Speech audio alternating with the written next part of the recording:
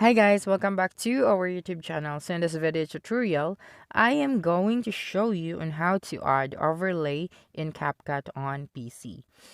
Now the first thing that you need to do is just to open your application on your PC and then just add the media that you want to edit. So for example, this one. So you can drag this out or click on the plus icon in order to bring that down to the track. Okay, now this is your first media.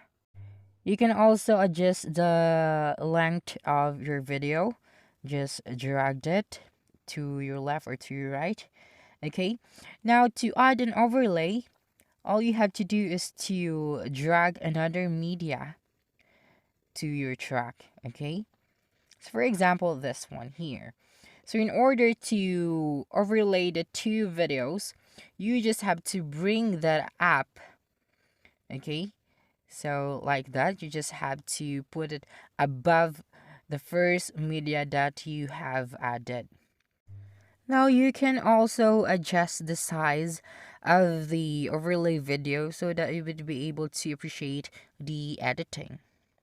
Okay, so for example, like that. Now we are going to play the video so that we could be able to see the difference. Okay, now your video is more appealing and more interesting, right? Because it is not plain anymore.